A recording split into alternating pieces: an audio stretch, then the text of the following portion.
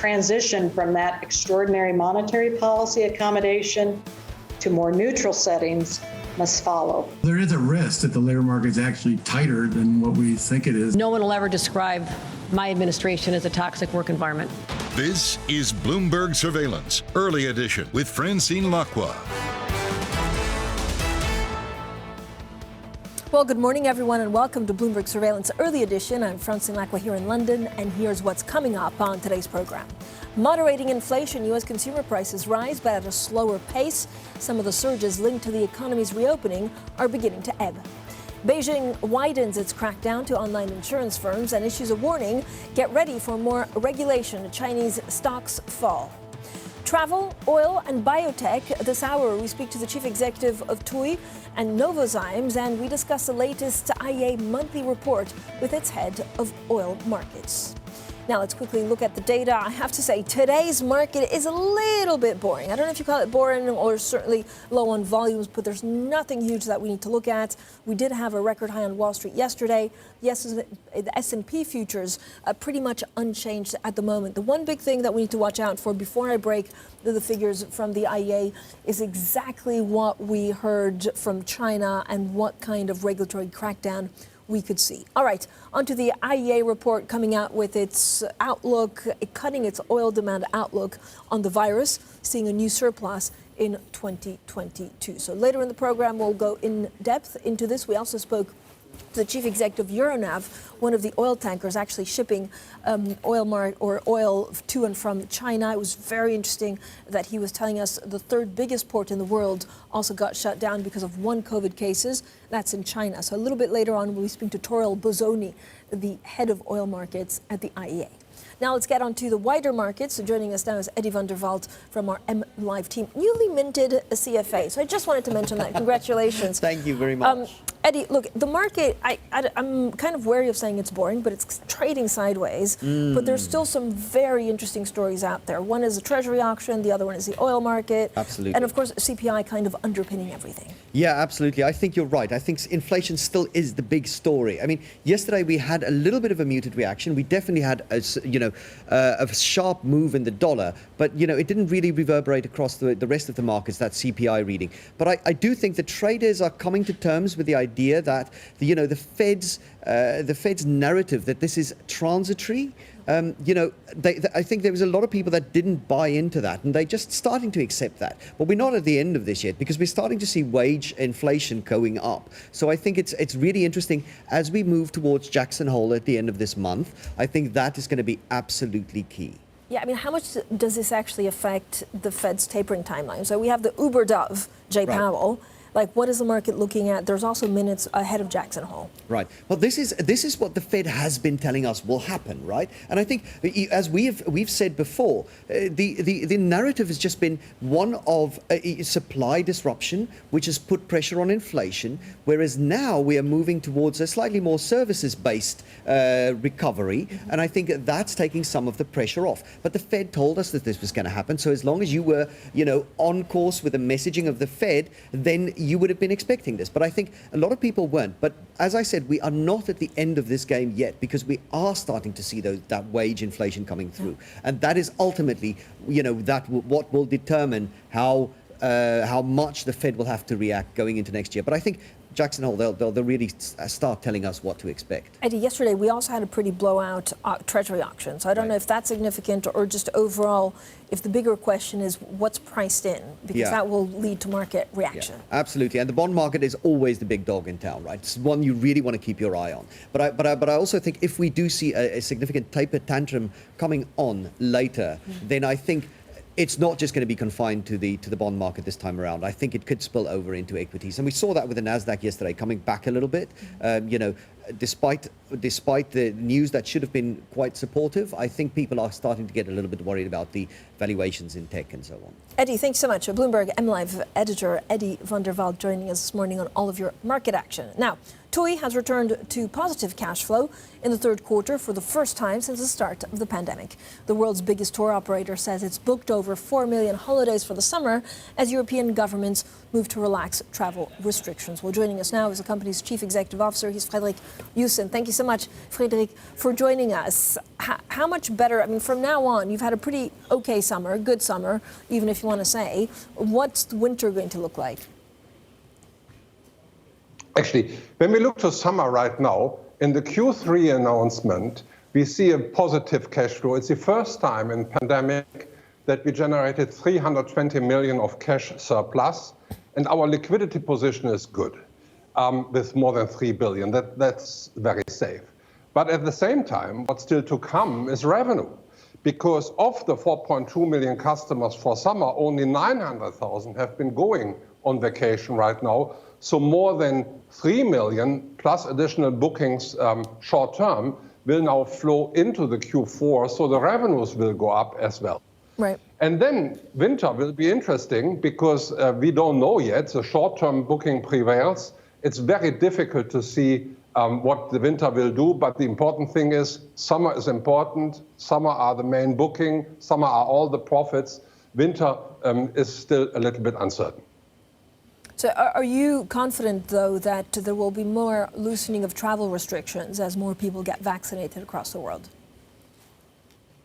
Yes, absolutely. I mean, we see that right now in all the countries. We see very good net bookings, unless in UK. In UK, it's still two things which are making the bookings net neutral, let's say, but not positive. The first one is uncertainty, because short-term decision-making doesn't give the confidence. And at the same time that you need, even if you are vaccinated, PCR tests actually increases the cost for the holiday makers. It's also something which we hope there will be a relief. The good thing is last 2 weeks have been positive, net positive. So we see a positive trend here as well. Where do you see the biggest fault lines? So, for example, what's your message to the UK government right now? There are countries that are more restrictive in terms of travel than others. Do you think they, as the pandemic continues or as vaccination programs continue, there will be more of an alignment? Yes, I think the UK has been incredibly successful in vaccination. I think the UK has been good in opening up the local economy. Right now, I think all vaccinated, like in other European countries, should deserve their holidays. Today, there is still the difference from other countries that even vaccinated need to do PCR tests. And that is additional burden and also additional cost. That is something which should go away.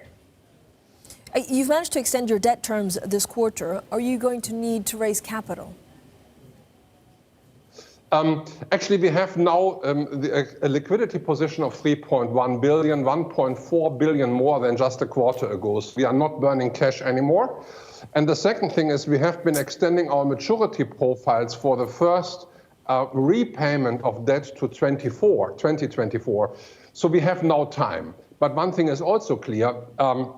We want to repair our balance sheet. We want to have a little bit less debt. So this can either be tackled via M&A or a capital increase. That decision is not made, but that is a decision which we will form over time. And as the market comes and actually matures and actually improves, there will be good timings for the actions to take. And we have the time. When do you think, what kind of timeline are you looking at or thinking about? Oh, this is constantly. I mean, we have now, we now served the liquidity, we are now cash flow positive, we now extended maturities, and as we speak, we are looking into actions. And for example, one of the actions we took last quarter was the selling of a real estate portfolio of our hotels. We still manage it and do the brand and sales, but 19 hotels were sold, 540 million cash. Actually, we had inflows. So this was already one action to repair the balance sheet. So it's a constant issue. It's not something we start right now. Mr. Joussen, what is the one thing that you think will change even when we get back to a more normal society? So how will we travel differently? What's been the most surprising thing of the pandemic or in the bookings that you've seen over the summer? I think I think one thing that will not change is actually that people demand holidays. People in general, the societies get older, they are more healthy. After the retirement, they have a lot of time, and people want to travel, experiences in luxury. I think this will not change. But what might change is the requirement and a little bit more demand on flexibility, because I think the experience people had right now will stick around, and therefore our offers are more targeted to give people more flexibility once they have booked, for rebookings. Thank you so much. Example. Thank you so much for your time today. The TUI Chief Executive there, Fritz Joussen. Now, Smart Conversations continue on Bloomberg Surveillance Early Edition. Later on in the program, we speak to the Novozymes Chief Executive about the biotech company's results. But before then, we also speak about oil with Toril Bosoni from the IEA. If you have any questions for our guests, just IB plus TV Go. This is Bloomberg.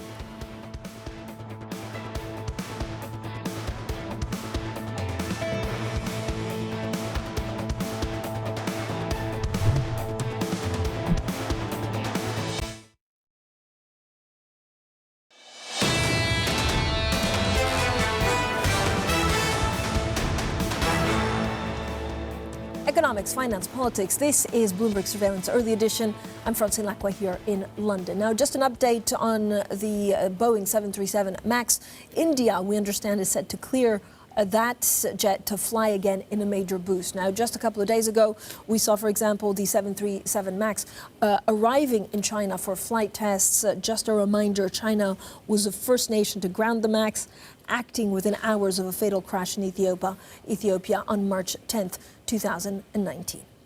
Now, onto the markets, and Victor Koshla has a message for his peers in the world of distressed debt investing. You're losing your edge. Koshla, who manages $17.5 billion as a founder of Strategic Value Partners, told Bloomberg Front Row that traders tipped their hand by buying from big U.S. banks. He also discussed investing in Asia.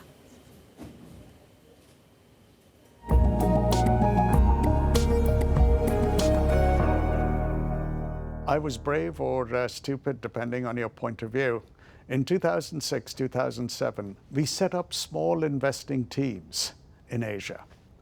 A year into it, we just shut it down. It was the way the laws work. The laws may exist on a piece of paper in some of these emerging markets. They're really not followed in practice. If you we want to kind of fix these businesses which get troubled. We're trying to do a lot more than just be paper investors. And your ability to make those changes operationally is really stymied. And as a result, so when we look at kind of Asia, we say, or we look at a large parts of emerging markets, we say, for the most part, not really for us. Do you think China will become a viable market for credit investors like yourself? There are some credit investors already in China. Some of the peers have operations out of Hong Kong. They have significant investments in China. So we will just agree to disagree. We think over the next 10 years, it's not changing. And hey, Eric, you just look at the headlines coming out of China every day. In the U.S. papers, it doesn't feel so welcoming, right? If you're a U.S. investor in there trying to restructure companies and improve businesses. Well, that was SVP founder and Chief Investment Officer Victor Koshla. Make sure you watch the whole conversation, available on all Bloomberg platforms. Now, coming up, Biden pressures OPEC. The president wants production increases to reduce petrol prices for Americans. Up next, we speak to the head of the oil markets at the IEA, Toril Bosoni. If you have any questions for her, just IB plus TV Go. This is Bloomberg.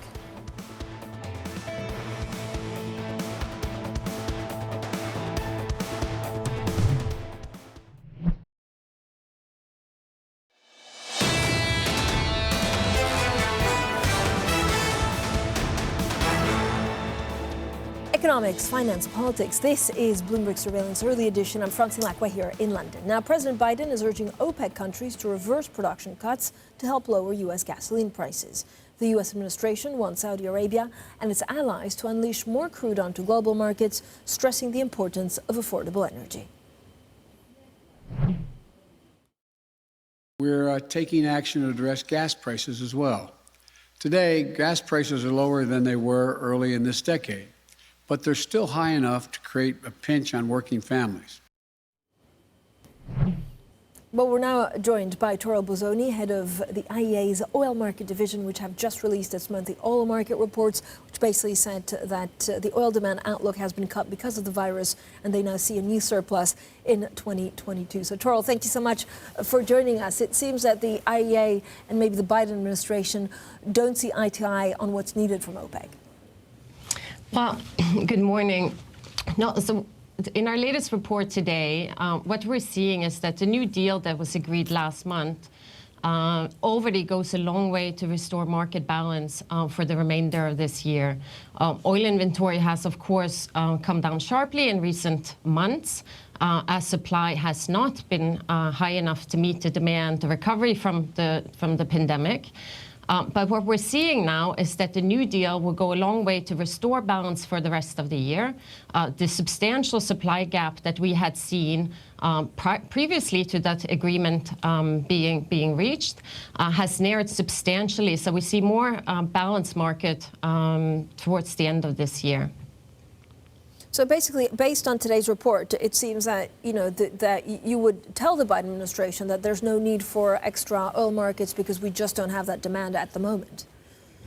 Well, obviously, the spreading of the COVID, the Delta variant, is taking a toll on demand, especially in Asian countries where vaccine rates are low, where there's no COVID, zero COVID policies. And we're already seeing that mobility and demand is being cut in China, in Indonesia, Malaysia. Japan and Korea is also imposing new restrictions to halt the spread of the virus. So we have lowered the demand forecast for the second half of our year.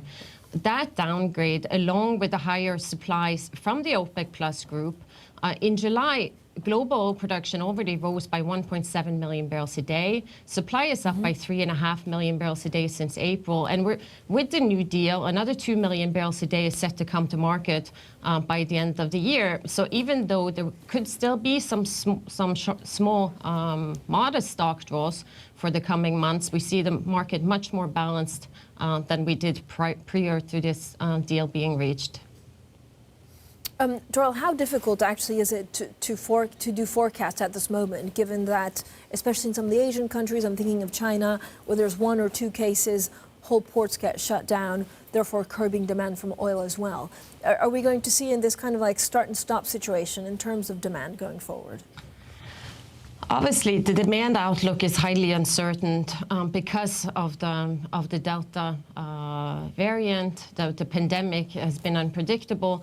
But we're seeing that vaccine rates increasing across many countries in the world. We're seeing in Europe and in the Americas that the very high vaccine rates has allowed mobility and activity to rebound. So we're seeing strong demand in these areas.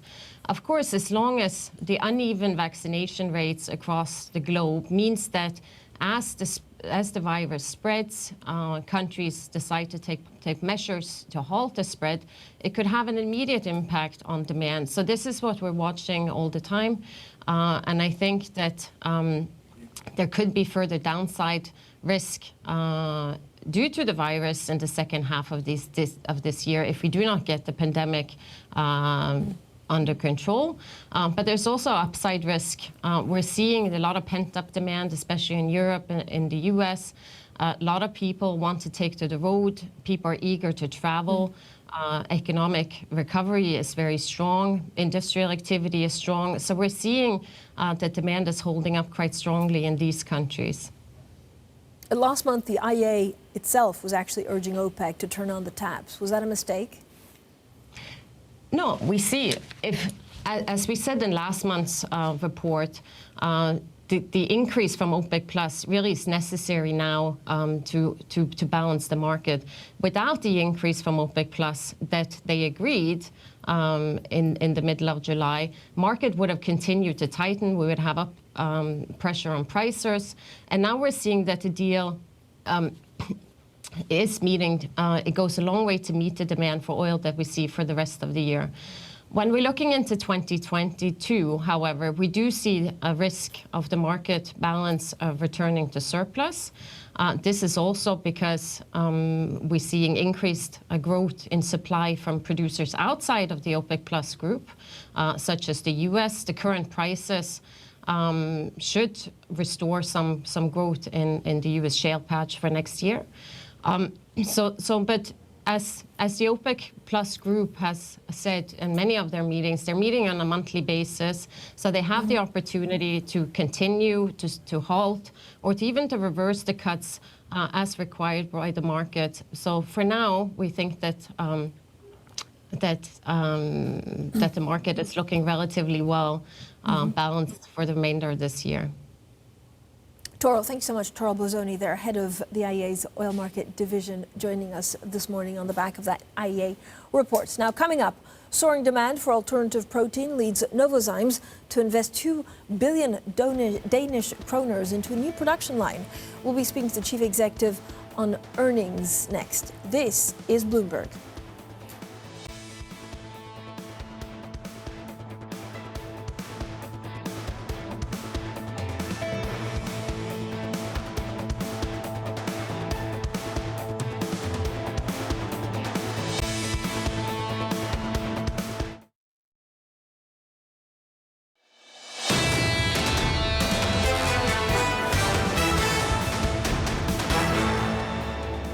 Moderating inflation, U.S. consumer prices rise, but at a slower pace.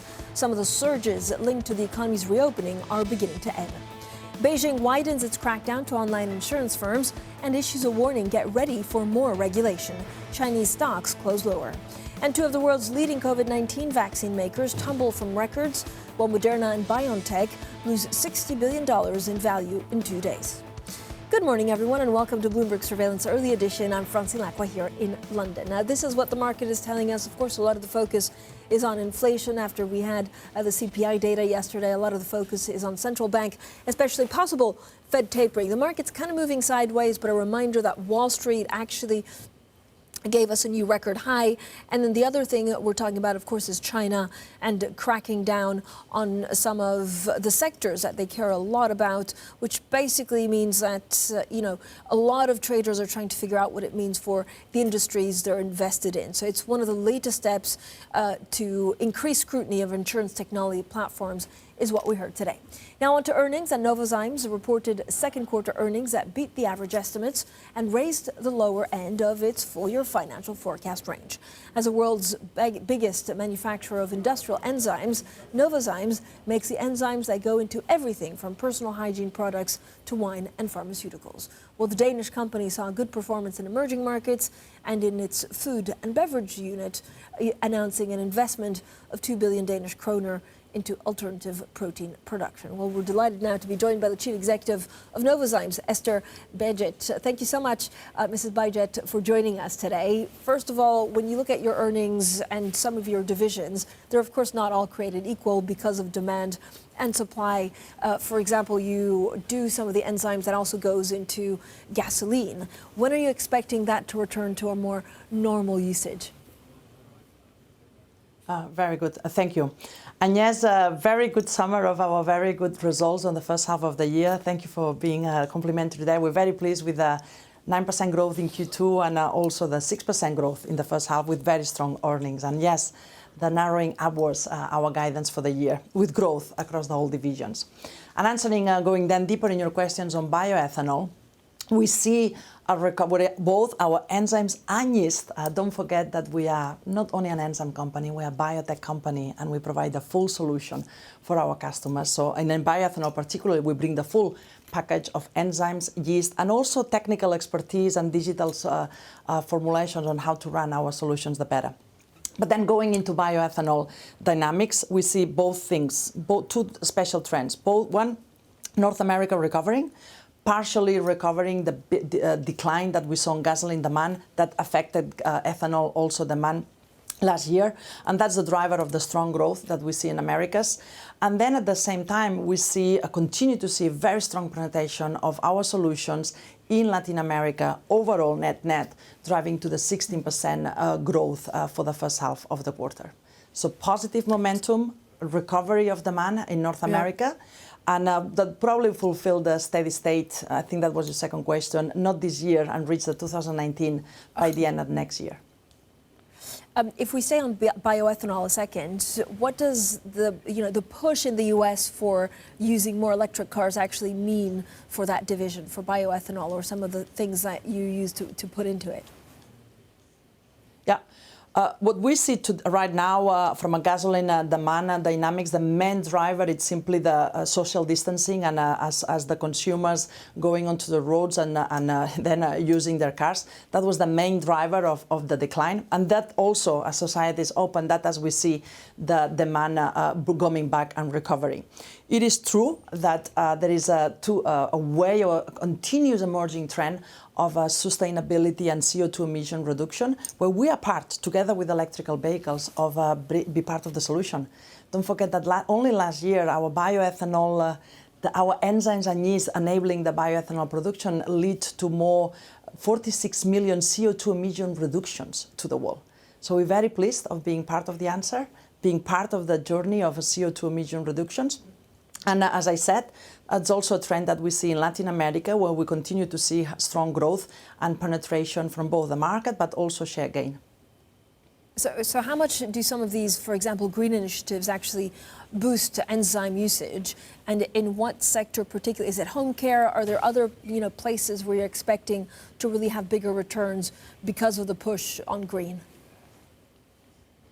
I would say across all fronts, right? Because everything we do, it's green. Our solutions, they are biodegradable, they lead to lower CO2 emissions, and they are respective with the environment. And in addition, we're incorporating in our portfolio every day more the aspects of health that we did on the acquisitions of last year in human health area. So across all the areas that we see, in detergents, we see a stronger trend on biodegradability, in bioenergy, as we said, about biodiesel and greener ways of reaching to fulfill still the needs of the consumers, but in a more sustainable way. And that will be also the same for agricultural, for animal feed, and also for nutrition, where we have just taken a very important milestone on moving ahead of a strategic opportunity area that we have in alternative proteins, and an investment linked also with the capability that we have of bringing high-value, novel proteins to fulfill and to respond what is a very big society need of how to keep feeding the world in a sustainable way. So, I mean, we've seen so much volatility actually in some of the products and how people use it because of the lockdowns. What organic growth rate are you expecting to see post-pandemic? That would give us a good indication of actually what kind of growth you're expecting away from the kind of monthly or quarterly volatility. Yeah, we have a guidance that we're committing to, that we're staying firm to that. For this year, as you said, we're narrowing our guidance from to the upper range. To 2 to 6, and then we continue to stay firm with our guidance of sustainable growth. But at the end also, we are linked to the dynamics that we live. The good news is that even with the pandemic, even with as the society is opening, the intrinsic need and demand from our solutions continues to prevail, with a stronger pull from sustainability. So we're very confident of the future ahead of us. Do you think it changes actually the way we'll consume, and therefore, the way that you sell to certain products? Does household care come back in full force like it was pre-pandemic? Definitely. I mean, we see increasing trends of consumers in their clothing, in their washing clothes. We see an increased trend of the appreciation for health, for clean labels of what we eat, of appreciation for proactive health, and therefore the probiotics and the solutions that we bring in human health. We see also an increased trend of the appreciation of the energy we consume, and how the price that it took to the final products that we finally consume. So across all the areas, either through yield enhancement or through bringing chemical replacement or to bring in health benefits, those are the type of portfolio and solutions that we bring. Wonderful. Thank you so much, Esther Benjit there, the Chief Executive Officer of Novozymes, joining us this morning post results. Coming up, China's tech crackdown continues, and this time it's the country's online insurance companies. All of the details next. This is Bloomberg.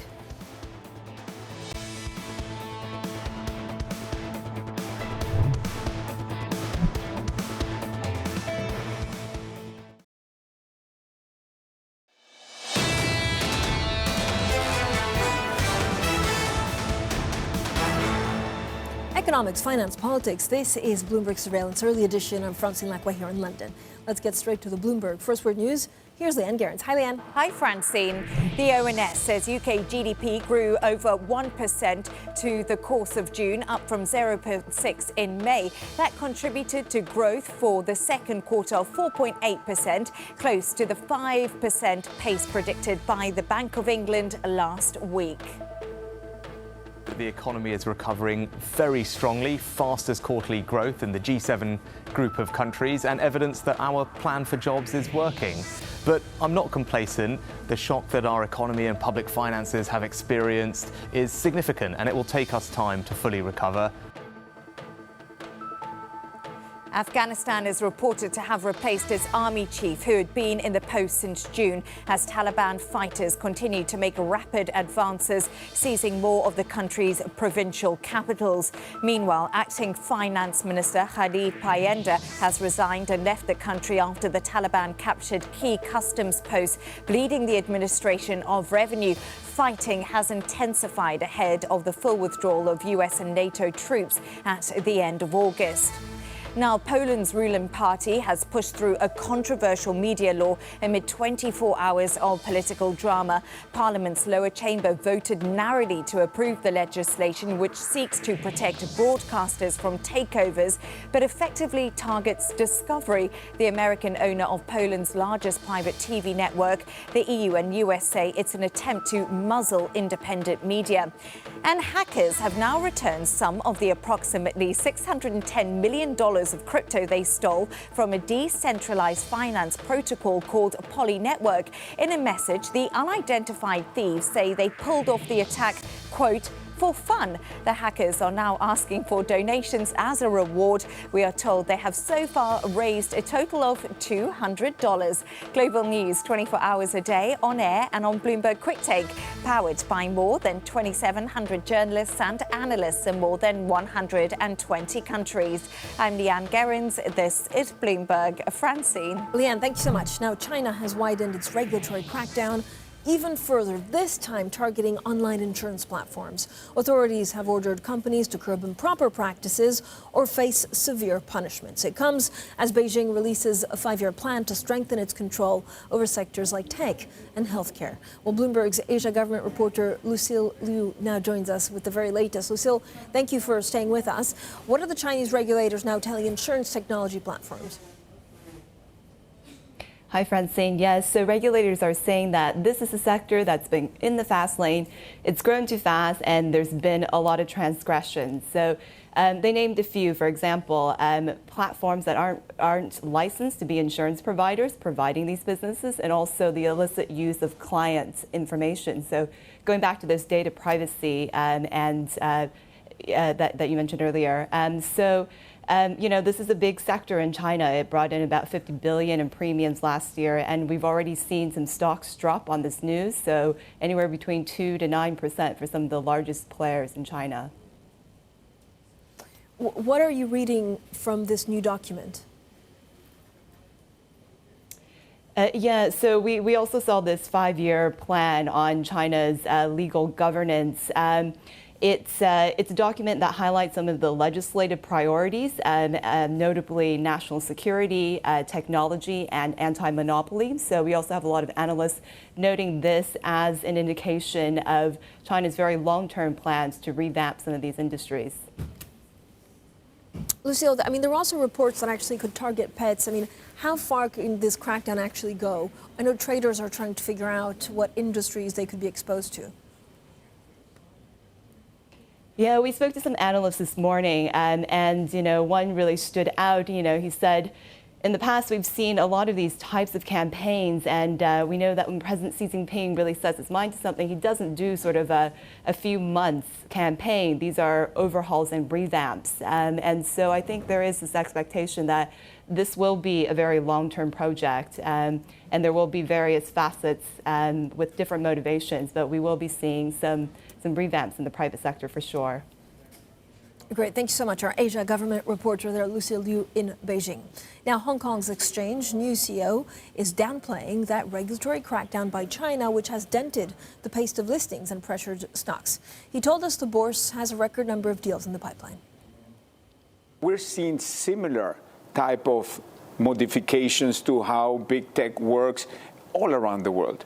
All platform businesses are being scrutinized, how they use their data, how they manage information about their clients. Do they have too much power?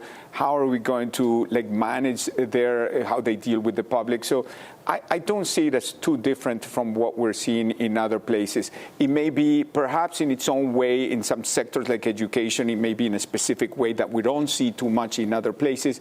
But if you look at big companies, it's very, very similar. How's it impacting the IPO pipeline? Because they were down in the second quarter after what was a blistering first quarter. That's correct. I mean, if we look at the first 6 months, 46 IPOs, that's double what it was in the first 6 of last year. It slowed down a bit on the second quarter, and the pipeline is actually at record levels. I mean, if we look at how many companies have actually filed and are being analyzed, we have around 200 companies.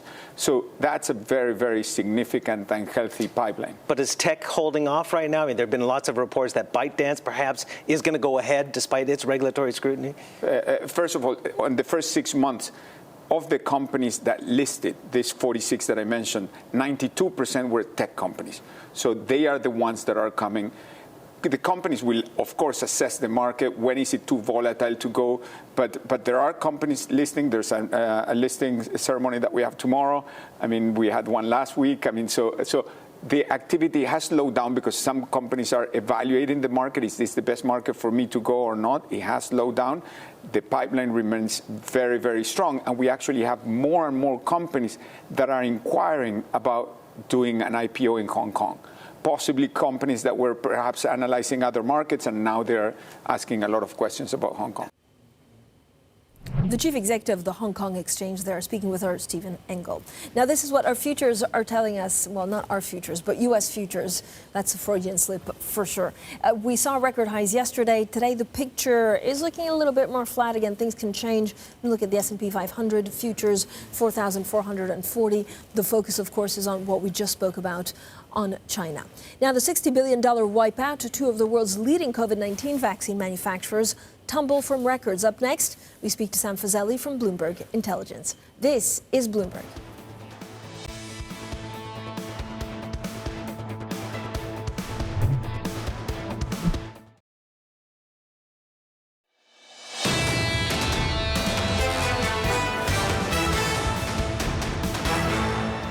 Economics, finance, politics. This is Bloomberg Surveillance Early Edition. I'm Francine Lacqua here in London. Now, two of the world's leading vaccine makers have lost $60 billion in market value in a big two-day drop. The stock prices of Moderna and BioNTech have been up more than 360% each this year. Well, Bloomberg's intelligence, Sam Fazeli joins us now with the very latest. Sam, first of all, it's a big fall, but it's after a big rise. Yeah, absolutely, Francine. This is... these companies are not easy to assess in terms of valuation. The problem that people have is that everyone's trying to figure out with their crystal balls or tarot cards what's going to happen to the number of doses that people will need to buy in 2022. But more importantly, what is the durability of the sales of COVID vaccines? And what prices will they be having? Vaccines are not necessarily, infectious disease vaccines are not high priced. So that's where the volatility and uncertainty on valuation of these Moderna and BioNTech come from. But so what I was confused about is actually I thought prices, so I read a story that the UK had paid more for, basically vaccines for 2022 than they did for this year. So what do we know about how you price these vaccines, Sam, especially the mRNA ones? Yeah, absolutely. I mean, our assumptions in the way that we've been running the numbers is that the prices for boosters will be going up. But remember, boosters tend to be one dose, not two doses. And then, of course, the issue is that hopefully out of the 4 billion vaccines that Pfizer-BioNTech make in 2022, a large majority will go to countries that haven't had any vaccine, not boosters, right? And they are lower priced. So the average will end up being lower. But, Francine, the question is not next year. The question is 2023, 2024, and 2025. That's where these valuations become a bit more difficult to assess. But then, Sam, I was also reading articles that actually with this new mRNA technology, you could potentially cure hundreds of other diseases. Oof, I hope that is the case. I doubt it, though, because biology is not as straightforward as that. I think I will put a higher probability on success of some infectious disease vaccines, such as flu, such as respiratory syncytial virus. And there are certain vaccines that cannot be addressed with mRNA.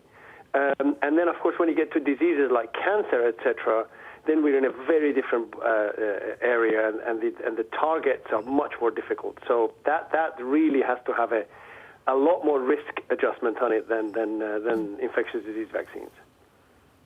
Sam, what can you tell us about vaccine efficacy? So is it are Moderna and BioNTech pretty much the same, or is one stronger than the other, better than the other? Yeah, so, Francine, that's a really good question, and it ties in with some emerging data from the U.S. state of Minnesota, and also Qatar just came out with some data suggesting that the Pfizer-BioNTech vaccine effectiveness against Delta may be a little lower or somewhat lower, Delta infections, not severe disease, than the Moderna vaccine. Against severe disease, they all are at the 97-100% level. So that seems to be suggesting that maybe against mild infections, the Moderna may have the upper hand. But let's not forget there are lots of caveats in these real-world studies. And also, Moderna is 3 times, or just over 3 times, the amount of RNA that's being injected. And our data suggests it has also a more difficult side effect profile.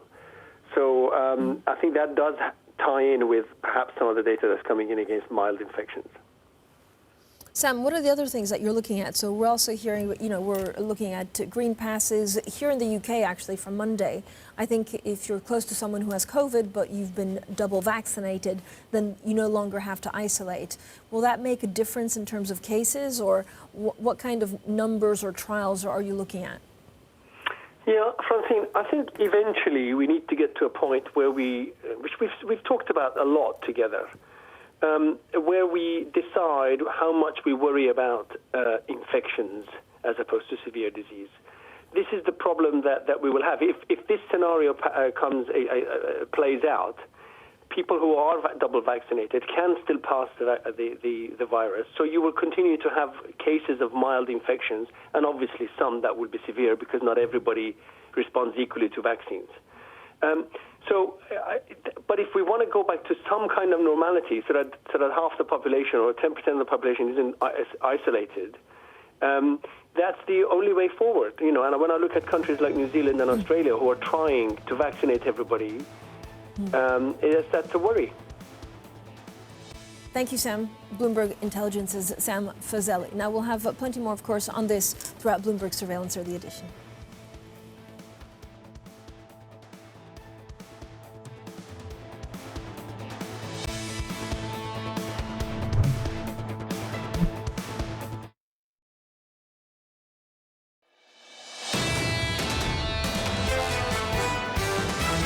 Now, we're not calling for a Russia-type valuation discount for China as a base case. It's getting into the right valuation zone for what we're dealing with here. The Chinese authorities are in their long march to seeing how they're going to regulate this part of the industry, which is a new economy. We want to leverage this dual primary listing to hedge some of the uncertainties so that our management can focus more on the business rather than try to speculate what will going to happen next step. This is Bloomberg Surveillance, Early Edition, with Francine Lacqua, Matt Miller, and Kailey Leinz. It's 10 a.m. here in London, 11 a.m. in Berlin, 5 a.m. in New York, and 5 p.m. in Hong Kong on this Thursday, August 12th. Our top stories today. China's crackdown isn't going away. Look for more business regulation in the coming years. FDA hopes a third shot is a charm, while the agency is set to approve a COVID booster for those with weak immune systems. And New York to London for $202 each way. Is the travel recovery finally underway? We'll talk with the Chief Operating Officer for London's Heathrow Airport. We have some pretty good stories. The market's pretty quiet, although they weren't quiet yesterday because we had a record on Wall Street. But Kailey, then everything changed with more regulatory crackdown in China. The saga continues, Francine, and that did really weigh on sentiment in the Asian session. Most stocks were lower, including in Japan, Hong Kong, and of course, China. The real fear here is because of a report released by Beijing last night, a 5-year plan calling for more business regulation. So that weighed on Chinese equities. They were down about 0.8% broadly. But the latest sector in the crosshairs is insurance technology. Increased scrutiny in that sector, leading shares of the likes of Zhong'an Online Insurance down 11% in the overnight session. Another stock to watch is Evergrande. The Chinese indebted property developer has been in a bit of trouble as of late, and one construction project halted because of a missed payment. That had the stock down as much as 10%. Then we got news that some lenders are extending loans to the company, so it closed off of session lows, still though down about 8%. And I just wanted to note in foreign exchange the continued underperformance of the South Korean won because of the worsening virus outbreak there. It is weaker against the dollar by 0.4%, weaker for a fourth day and actually at its weakest since October. Here in the U.S., as Francine said, we did see the 46th record high of the year for the S&P 500 yesterday, and this morning futures have been fluctuating a touch. Not a lot of movement. We're up just a point on S&P 500 futures. In the bond market, we did see that really strong 10-year auction that brought yields lower. Today, we're essentially unchanged, up maybe just a basis point, sitting at 1.33% on the 10-year. And oil, interesting to watch, gaining for a third day on WTI, despite the IEA cutting its demand outlook and saying we'll be back to a surplus in 2022. Because OPEC is upping its supply, but demand could be hampered by the virus. And then I just have to make mention of Bitcoin. After a really strong rally over the last couple weeks, Matt, it is lower by 2.5% this morning, below $46,000. Yeah, but still, Bitcoin bouncing back. I mean, what a story that is, especially after, Scott Minerd said it could go to zero. I guess he still has the chance to be right, but timing is everything. I want to take a quick look at what's going on in Europe. You can see from the map that we have kind of a mixed picture here. There's not a lot going on in terms of the Iberian Peninsula. Spain isn't moving very much, but we have gains in the core of the continent. France and Germany are rising while the UK is falling. Just getting back here last night, Francine, so just kind of getting my bearings, but I see that we're looking at a euro that's gaining a bit and a pound that's down a bit. Right now, negative 46 basis points on the bunds, and I have to say I'm struck by how clean and safe and sound everything feels in Berlin compared to New York. New York is exciting, it's bustling, there's a lot of energy, but here, everything has stayed pretty much on a plane. Throughout the lockdown, reopening, re-lockdown, all the businesses are still running and open, and everyone is seemingly doing well. So it's an interesting juxtaposition. Yeah, it is. I mean, I'll add London into this, actually, Matt. London's a bit weird. We had this research saying only 18% of people are fully back in the office in the city of London. It feels a lot more bustling, so it'd be interesting. Let's get you over to London, and then you can compare Berlin and London. I will join you there. Hopefully in a couple weeks I'll be over in London to check that out so I can have all three, compare all three. Now, let's also look at what else is ahead today. Turkey's central bank releases its latest rate decision at 7 a.m. New York time. Also around that time, we'll get OPEC's monthly oil markets report. 8:30 a.m. It's PPI and jobless claims out of the U.S. And then Wall Street releases, or Walt Disney, not Wall Street, releases third quarter earnings after the bell today. Now, one of our top stories, China signaling more regulation for businesses in coming years. Authorities have released a 5-year plan to strengthen the rule of law. Now, the areas to be targeted include national security, technology, and monopolies. Let's get more on this with Enda Curran, who's our Bloomberg Chief Asia Economics Correspondent. Enda, I was reading stories. First of all, good morning. But I was reading stories. This could touch everything from, financial tech companies like we've seen to insurance to even pets and beauty. Yeah, Francine, it is a sweeping roadmap for where this regulatory overhaul will go next in China. And as you mentioned, it's covering everything from monopoly companies and national security through to food companies, drug companies, and AI. And it does play into this theme that the government is kind of cracking down, so to speak. But it should be remembered that this particular latest outline is a 5-year plan, as you mentioned at the top. It's going to take a while for the outline or the framework of this implementation to become clear. We don't quite yet know the pace at which it will go or which measures will be specifically implemented. But it does go to what the government says is all about improving the quality of life in China and tackling those kind of core issues that people complain about in their day-to-day life. So it is yet another example of the sweeping reform happening in China. But this one is more of a longer burn, I think, than an instant overnight hit. And they've closed a port, the third busiest port in China, which is saying a lot for such a huge trade area. What's the significance of that? It's very significant, Matt. It's partially shut, this port up in Ningbo. It's the world's third largest. Actually, what happened was a worker up there was infected with the virus. And China takes a very aggressive control, of course, in trying to stamp or keep control of the virus. So they've shut it down as they carry out their testing. We've already had shipping companies complain that there might be some delays from here and they're looking to alternatives. But the big picture remains that it shows you how difficult it is to contain Delta. Delta is spreading in China, and even though the overall infection rate is very low, it speaks to the risks, it speaks to the threats, and there's a chance now of more disruption to the manufacturing and export story, which of course has been a big part of China's recovery since the pandemic began. Thank you so much. Our Enda Curran there, Bloomberg's chief Asia economics correspondent. Now, a surge in the Delta variant of the coronavirus is also coinciding with prime vacation time and, of course, an uptick in business travel. The chief executive of the world's biggest tour operator, TUI, spoke earlier on Bloomberg about the uncertainty ahead. Winter will be interesting because we don't know yet. The short-term booking prevails. It's very difficult to see what the winter will do, but the important thing is summer is important. Summer are the main booking. Summer are all the profits. Winter is still a little bit uncertain. Let's get more now on the travel industry with Bloomberg's Guy Johnson. Guy, who is at Heathrow. JetBlue, I'm quite excited. This is the first flight, New York to London, no frills, and it's going to be cheap. Well, there are frills, to be honest. They have lie-flat beds, so certainly they're not positioning this as a low-cost option, Francine. The flights, I'm not sure if you can see it behind me, the tail fin just behind me, landed just before 9:30 London time, taking off from JFK last night. I'm going to be interested to talk to Robin Hayes, the CEO, very shortly to find out how the flight went. But this is a curious time, you could argue, to be launching a transatlantic flight. Basically, you can fly from the United States, as Matt's just done, into Europe, but you can't fly the other way unless, of course, you're a US citizen. So it feels like quite a strange time to be doing it. It is still quiet here at Heathrow. I've got to wear a mask. The mask mandate is still in force. But I think the strategy, basically, Francine, is that they're getting in while it's quiet. The availability of slots at Heathrow is still a bit of an issue. Yeah. They've got some temporary slots at the moment. The hope is, once you get your feet embedded, this becomes permanent. Well, and Guy, I'm wondering what kind of wrench the Delta variant throws into not just JetBlue's business there, but really global travel growth.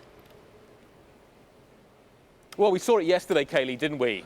Gary Kelly down at Southwest lowering his revenue guidance. What US airlines have seen is a very strong domestic recovery. That may be now starting to falter a little bit because of the Delta variant. So we've seen Southwest downgrading its revenue guidance. The expectation is that others will probably follow suit. We are coming out of the summer season as well. We're likely, as we go into the fall, to see aviation maybe abate a little bit as well. And the Delta variant is certainly making that more complicated. So it's going to be interesting to see whether others follow Gary Kelly's first step and decide that they have to make this decision now, that actually near-term bookings, and that's where the weakness is right now, are starting to falter, and they do need to downgrade their numbers. We'll see if other airlines do a similar thing. All right, Guy, thanks very much. Guy Johnson there in Heathrow. fully masked and vaccinated. Guy will be back later this hour with Heathrow's Chief Operating Officer, Emma Gilthorpe, followed by an interview with JetBlue CEO Robin Hayes at 7:30 p.m. New York time, 12:30 p.m. London time as they kick off that flight. Now, U.S. drug regulators are set to approve a third dose of coronavirus vaccine for people with weak immune systems. Sam Fazeli joins us, Bloomberg Intelligence senior pharma analyst. And Sam, you know, it's interesting. I got back to Berlin late last night, spoke with one of my colleagues here in the office. He and his wife, because they were both infected, have only gotten one shot, and the German government considers his infection, you know, the first shot. Now we're looking at some people in the U.S. that are going to get 3 shots. Tell us the science behind this. Yeah, good morning, Matt. So the science behind it is that I think there's emerging data that suggests that after about a few months, is it 5, is it 6, is it 7, is it 8, the immunity that's provided by the vaccine, even 2 doses, against an infection, that's a important critical element here, an infection, not necessarily severe disease, seems to drop. Therefore, some countries are beginning to think, Israel I think is at the forefront of this, in vaccinating. I think they've just actually announced that they're going to expand the next few days into even just the 40 and 50-year-olds with a third shot to get that immunity back up again. So, Sam, what does this mean for the companies that make these vaccines? Moderna and BioNTech have seen $60 billion in market value wiped out over the last 2 days. Does this provide upside for them? Yeah, so it's very difficult to assess the potential, what the right valuation for these companies are, because it's not really driven by the $20 billion this year and $20 billion next year, if that is the number they're going to get, for instance, Moderna. But the long-term valuation, the long-term story is what drives the valuation, and that's where there's enormous uncertainty as to whether we will need more than one booster more regularly, and that really makes it very difficult. And that's why I think you'll continue to see volatility in the share prices. All right, Sam Fazeli of Bloomberg Intelligence, thank you so much. For what it's worth, Moderna is higher by about 1.7% in pre-market trading. And as for some other stocks that are moving in early hours here in the U.S., the big outperformer to the upside is Open Door Technologies. Of course, this is an iBuying company, a spin on house flipping. It beat on the top and bottom line and doubled the number of homes that it bought in the quarter. That stock is up 16% before the bell. Another stock moving to the upside is Compass, related to housing. It, of course, reported earlier this week results that beat expectations, and the stock is gaining, or looks set to gain, for an 8th straight day, up about 3.7% in early hours. And one stock moving to the upside that hasn't necessarily been moving to the upside often lately is Lordstown Motors. Of course, the ticker is RIDE. This stock down about 72% on a year-to-date basis. Remember, earlier on it said it may not be able to continue as a going concern, but last night said it is keeping its target to start producing its EV pickup in September. That has the stock up 6.6%, though for what it's worth, Francine, RBC is not convinced, and analysts there slapping a $1 price target on the stock this morning. This morning is trading close to $6, Francine. I mean, a $1 price target is a bit rough. Coming up next, yeah, ouch, Jeff Yu, BNY senior strategist for EMEA markets. We'll talk inflation, we'll talk Jackson Hole, and of course, we'll talk China regulation. This is Bloomberg.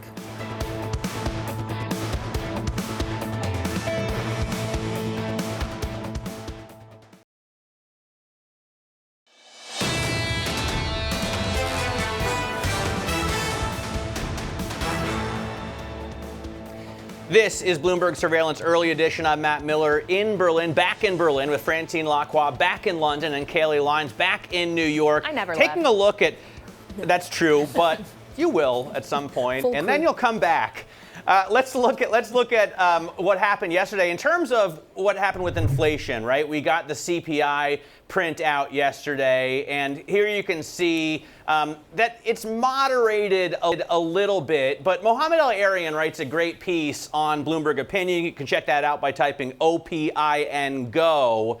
That says the argument, there is no winner yet in terms of, is this transitory or is this here to stay? He says we've got to wait for many more data points, including the PPI that we're going to get out relatively soon. But the point is, we're at a relatively high place. For those of you listening on London DAB Digital, I'll just tell you that the chart I've brought up courtesy of my producer in New York, Dan Curtis, shows that inflation has just grown so much to a yearly pace of around 4.5%, 4.3, I think, for the core. That the expectation that it just passes quickly isn't really there, but there's also not an expectation that there's been a structural change. Joining us now is Jeff Yu, Senior Strategist for EMEA Markets at BNY Mellon. Jeff, what's your view? Do you fall into the transitory camp, or do you fall into the, watch out, it's here to stay camp?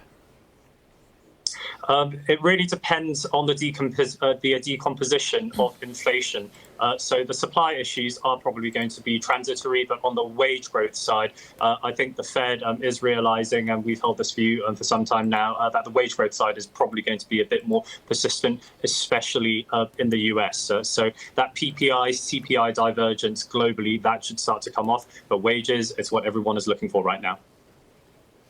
Jeff, if wages increase a little bit, and actually the markets, if we hear a less dovish message from Jay Powell at Jackson Hole, what happens to the markets? What's priced in at the moment?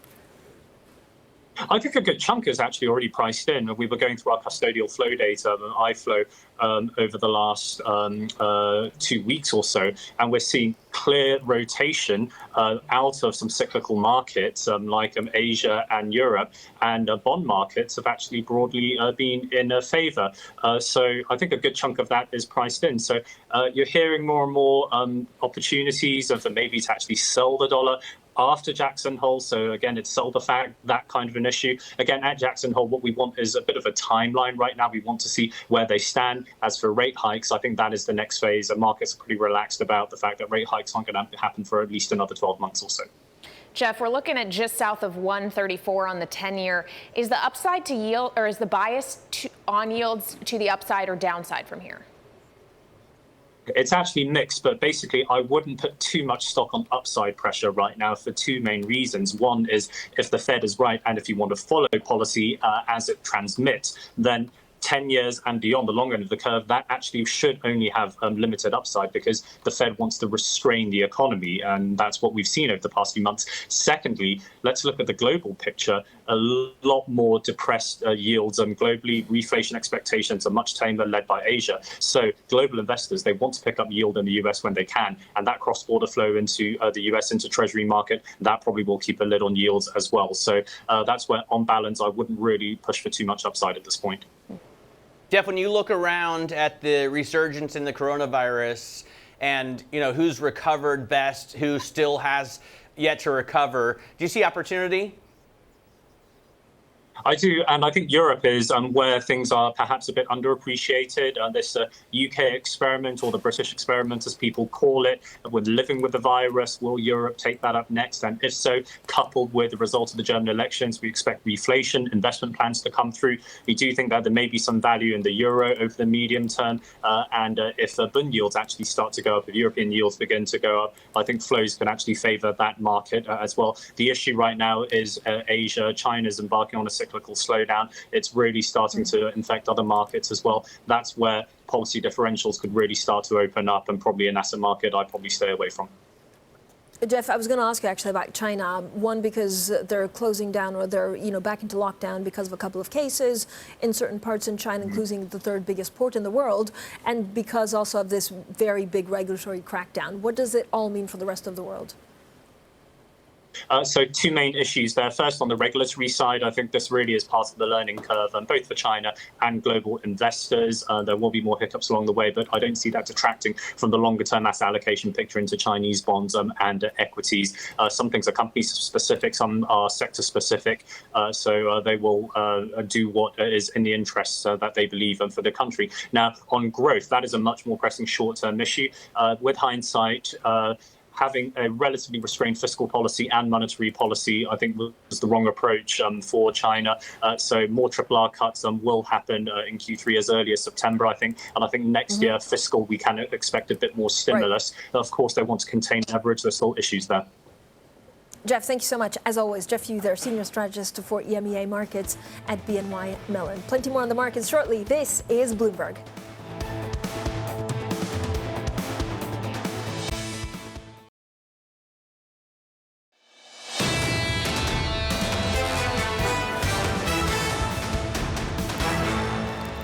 This is Bloomberg Surveillance Early Edition. I'm Kailey Leinz in New York with Francine Lacqua in London and Matt Miller back in Berlin.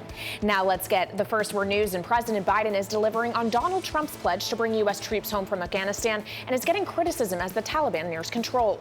The insurgents have captured provincial capitals and reimposed their fundamentalist ways. Some military experts predict the Taliban could capture Afghanistan's capital, Kabul, within 90 days. In Poland, the government risks undermining relations with the U.S. and further antagonizing the EU. The ruling party pushed a controversial media measure through Parliament's lower chamber. The law's purpose is ostensibly to protect broadcasters from takeovers, but it targets Discovery, the American owner of Poland's largest television network. And coming up, Biden's economic agenda is facing a complicated path forward. We'll have more on the steps ahead next. This is Bloomberg.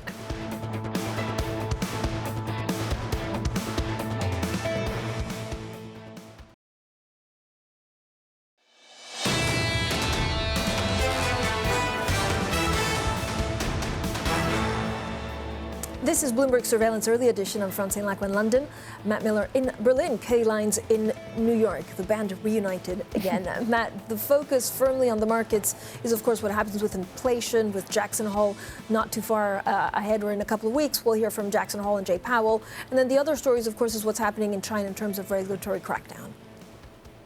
Yeah, absolutely. I mean, I'm focused really on inflation. I mentioned Mohamed El-Erian's piece on Bloomberg Opinion saying, you know, economists still have two hands, right? On the one hand, we're concerned about the increase in yearly inflation. On the other hand, monthly inflation showed a little bit of a slowdown. So is it just transitory inflation, as the Fed's been arguing, or is there a structural shift that we need to be worried about? We get PPI out later today, 2:30 on the continent, so that's 8:30 in New York, and this is just another data point that the market's going to be watching. Now we're watching inflation data points as closely as we were watching, the jobs data points.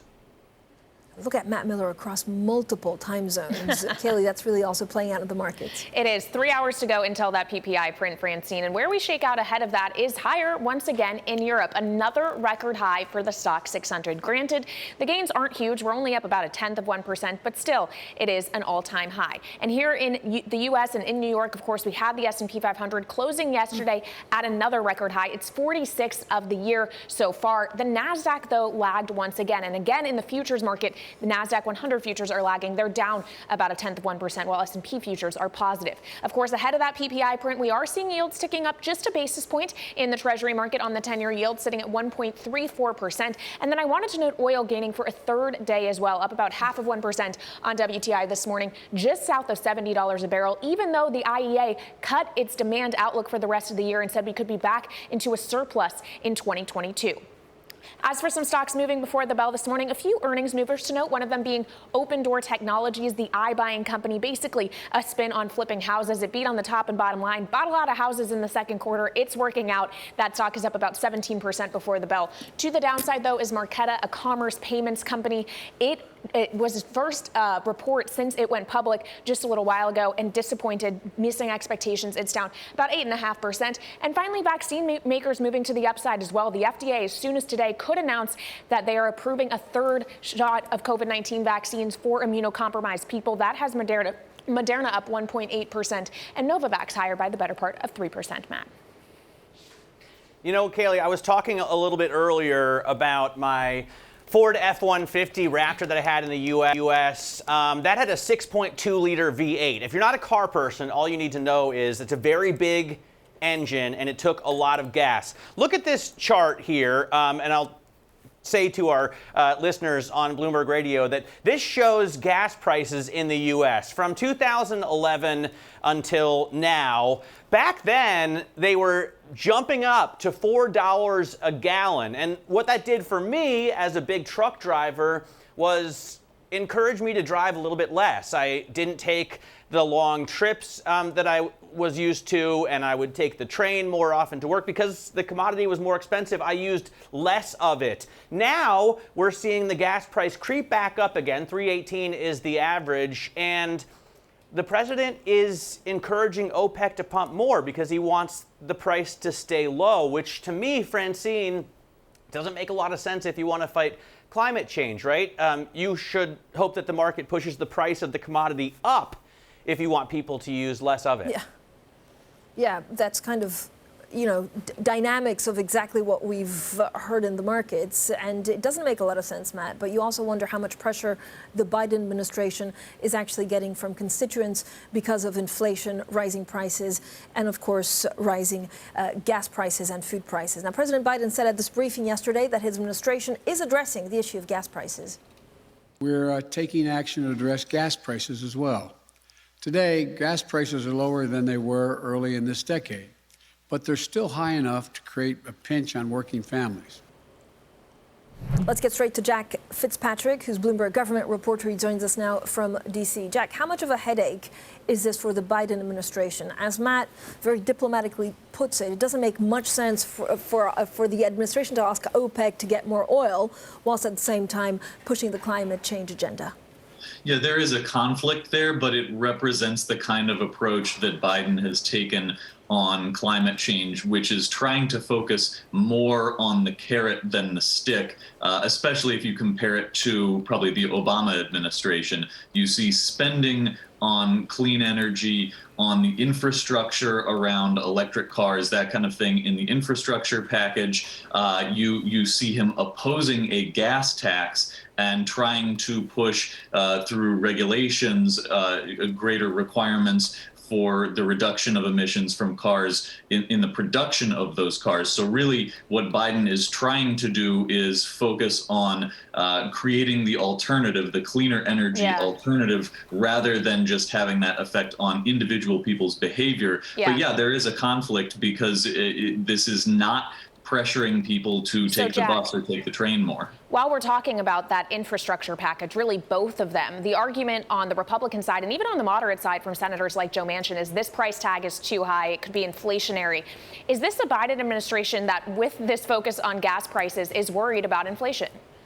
They are concerned about inflation. That's a significant part of, I think, why there's so much talk about how to pay for this next big bill with tax increases on corporations and the highest earners. Really, that price tag is a bigger issue for the next reconciliation bill, the $3.5 trillion measure, rather than the $550 billion infrastructure measure. So that's where they're going to get into some tough discussions about tax increases and how to offset the spending in that. But the inflation concerns are significant for Democrats. It's a huge talking point for Republicans that could hurt Democrats in the 2022 campaigns. And it's going to be a significant factor in the upcoming negotiations on the deals, the details of how to pay for this next big bill. Yeah, and Jack, what I think is very interesting is the rebel senators Manchin and Sinema. Their concerns with spending are the inflation it could drive, but the Biden White House can counter. This bill is going to keep costs down, especially for lower and middle income families, in terms of health care, in terms of education, in terms of nutrition. So how is that argument gonna work out by the time we get back from recess?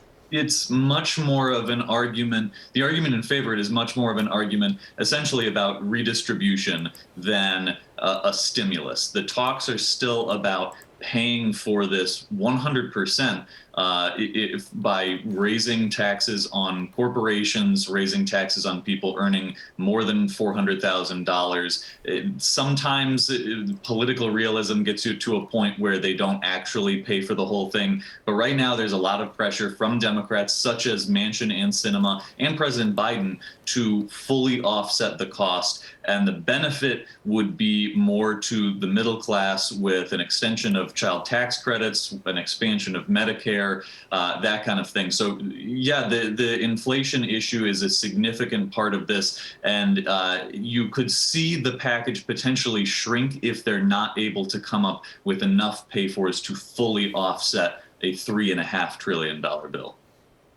Jack, thank you so much. Jack Fitzpatrick there of Bloomberg Government joining us from D.C. Now, coming up, Emma Gilthorpe, the Heathrow Chief Operating Officer, will have a conversation, or Guy Johnson actually on the ground, having a conversation with her about JetBlue and travel in pandemic times. This is Bloomberg.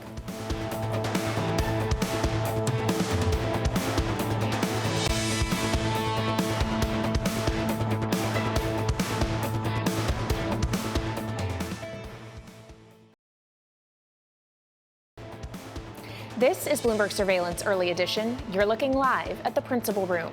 Coming up later on today, Doug Hirsch, GoodRx co-CEO and co-founder. This is Bloomberg.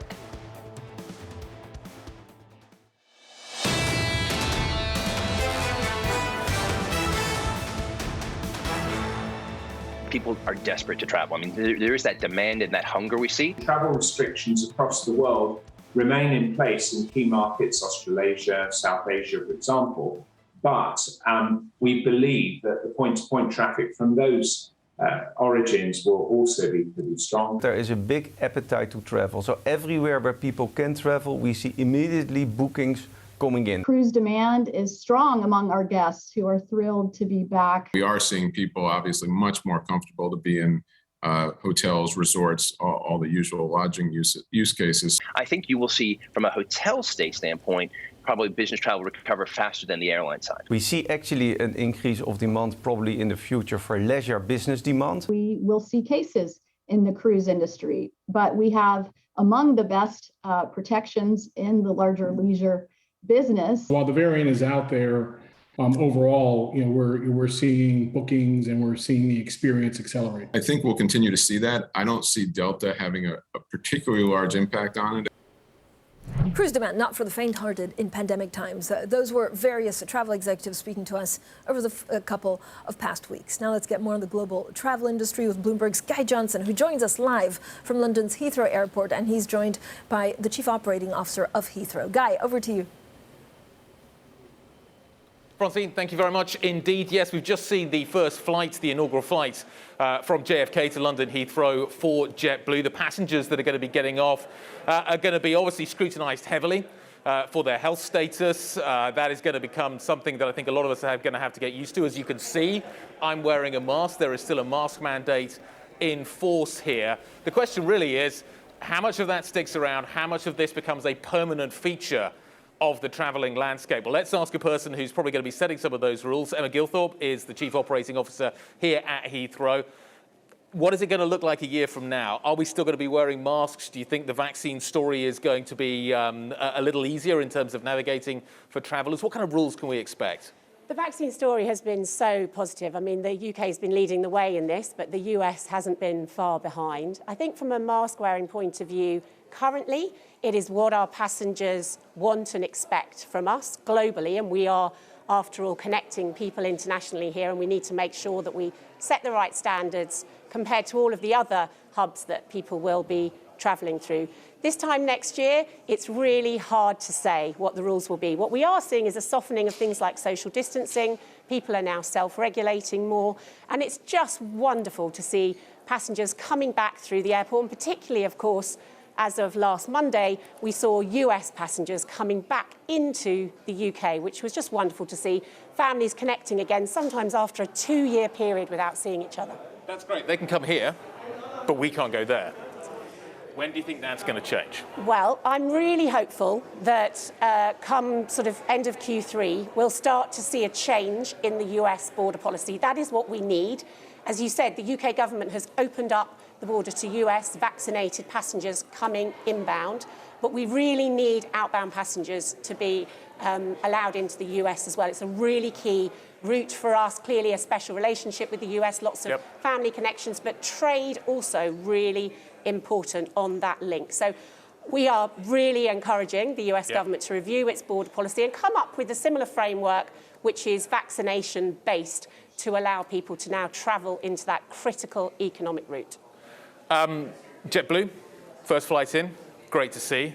It's a temporary status at the moment here at Heathrow for JetBlue. Have you got space for them? Is this going to become something that we can expect to be permanent? I really would love to say yes, but I can't answer that question now. I would love to see JetBlue as a permanent feature of Heathrow's portfolio. It is actually the first new US carrier in 13 years that we've had at Heathrow. And, you know, COVID has been a terrible period for lots of people personally and professionally. But one of the positives has been that we've allowed some new entrants into Heathrow for the first time. And, you know, JetBlue leading the way in terms of their proposition. And I'm really excited for what that can bring for our passengers. You've just published some data about what you saw in the month of July, up quite significantly year on year, but this time last year we were really in the depths of the COVID crisis. And relative to pre-pandemic, you're still down by around 80%. What we're starting to see is US carriers are starting to downgrade their expectations as we go into the autumn, into the fall. Is that what's going to happen here? Do you think the current trajectory you're on is going to be maintained? Do you think we're going to level off? What kind of numbers are you expecting to see over the next few months? So we had a pretty prudent trajectory for this year. Our expectation was always that the second half would be slightly more positive than the first, and that is what we are starting to see. We've been in and are still in a global pandemic. It is a very unpredictable environment. But what we've seen through summer is confidence building, and that is what we need. We need people to understand it's safe to travel, and that people need to start to get back to normal ways of life, normal ways of doing business. And when we have opened up routes, the demand has snapped back. You mentioned business there. Do you think business travel does come back? We're sitting in a very nice lounge here. There are plenty of them dotted around Heathrow. I'm sure they're revenue generators for you. Do you think that the level of business comes back to where it was before? I think it does, and I think it will take time. And we've certainly learnt new ways of doing business, haven't we? But it has also taught us that certain things can't be replaced. You can't build a relationship that isn't pre-existing from scratch over Teams or Zoom or whatever it is. And actually, when it comes to growing business, when it comes to making connections, you have to do that in person. So I think we've learned a lot of new skills, but they're going to complement the pre-existing ways of doing business, and that will absolutely need international connectivity. And let's not forget the trade, the stuff that goes in the belly hold of all of those passenger aircrafts, which is a huge boon to the UK economy, and we need to hang on to that, and it won't be there unless those passenger I'm glad you bring go. that up, because that was one of the questions I was going to ask you. Freight has been one of the areas that's really kept many of the carriers going, and freight rates have been relatively high. Do you see a more permanent shift when it comes to freight and it becoming a bigger part of the business model for the carriers, and by extension, obviously the airports they operate out of? I think freight has been a hidden gem at Heathrow. It's always been there. Different carriers exploit it to a different extent. And what we've seen through COVID is carriers have really doubled down on their freight proposition. And that's been great because it's meant that routes that wouldn't have been viable have stayed viable through COVID. So I am expecting that freight will continue to grow. And as we bring routes back, we will see newfound opportunities for freight during that time. Final question. A lot of the CEOs, CFOs, COOs that I'm talking to at the moment are talking about the struggle they're having in terms of getting the staff they need into their businesses. They're obviously looking at how they're going to vaccinate people, what kind of mandates they're going to require there as well. How are you running Heathrow right now? Any bottlenecks that you're experiencing? I think the key thing that we found is a bit of skills fade. So we're putting a lot of investment into making sure that we train people up when they come back, especially if they've been out for a few months. They might be in a different terminal. They might be operating in a different part of the airfield when they return. So the key thing is we've got enough people by volume at the moment, but making sure when they come back, they're match fit and they're ready to go for a busy operation. Great to talk, Emma. Thank you very much indeed for stopping by to talk to us. Emma Gilthorpe, the COO here at Heathrow. Francine, back to you. Guy, thank you so much. A great interview there, of course, on the future of travel, especially for those wanting to come to and from Heathrow. Now, a little bit later on, Guy will also be speaking to the JetBlue Chief Executive Officer. He's Robin Hayes. That's at 7:30 p.m. New York time, 12:30 p.m. in London. And this is Bloomberg.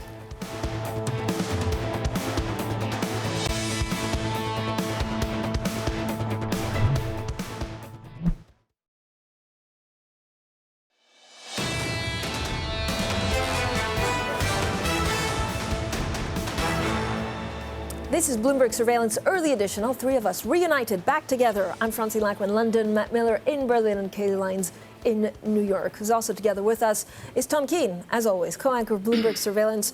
Tom, with a great chart on jobless claims. This is the most elegant chart. Elegance in mathematics is just nice and pretty and nice smooth curves and all that, perfection, etc. And this is the most elegant chart This is claims. This is the job claims that everybody looks at. I've thrown on here 2 log moving averages, which I happen to use. They're named after a really wonderful guy named George Kleiman. And look, Francine, the yellow moving average is smack dab on the series, and it's been well behaved going back months and months and months. Claims migrate to a better outcome.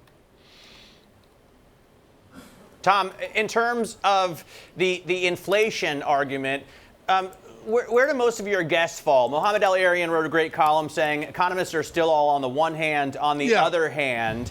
But do you see any consensus forming? There's no consensus forming. It's pick whatever series you want, Matt. There's the Cleveland and the Dallas series. Frankly, there's a handful of other ones. And then there's the series the media looks at. The Fed looks at PCE, which is a consumer-based, much more consumption-based series, I should say. And there's no real consensus right now. What we can say is there was a lot of angst yesterday about the inflation report, and the angst was overcome by some good results. Yeah, cappuccino prices are going up in London as a benchmark. Tom Keene, thank you. That's quite a benchmark. It is a benchmark, Bloomberg Surveillance. Now, let's take a look at what else we're watching. And Kailey, you're, of course, looking at European, but also U.S. data. Yeah, looking at the U.S. data coming out at 8:30 a.m. Eastern time, Francine. Tom mentioned that there was no real angst showing up in the market over the CPI data we got yesterday, but will there be angst over the PPI data, or will it show that kind of moderation from the inflation levels we saw in June, like we saw with consumer prices? As for the number we're looking at, 7.2% year on year on the headline number. When you back out food and energy, obviously economists are expecting less inflation, only 5.6%, but still talking about a 5 and a 7 handle, Matt. I mean, this is real inflation. The question is just how long it lasts. And I wonder if we'll get a little bit of a clue into that today, Matt. Yeah, definitely. I'll be watching for that as well. I'm going to look at some U.S. data and some European data in terms of the temperature. You know, it was 120 degrees in Sicily. It's going to heat up to well over 90 degrees in U.S. cities. We're looking at wildfires in Greece and Turkey, obviously in California as well. So I'm watching this heat wave to see how it plays out in the markets. I will say that I do remember a massive heat wave back in the late 70s. I lived in New York going to my first Yankees game. It was incredibly hot. And I also remember there were incredible blizzards and cold winters back then. So I don't think the extreme weather is, I'm not saying that there isn't a climate change issue, but we have seen this before, and it's not quite unprecedented yet, but it's still pretty amazing to watch. I think if you look at the median average, Matt, the idea is that everything has been rising. So maybe it's not individuals. I mean, the one actually you're talking about in Sicily, 48.8 degrees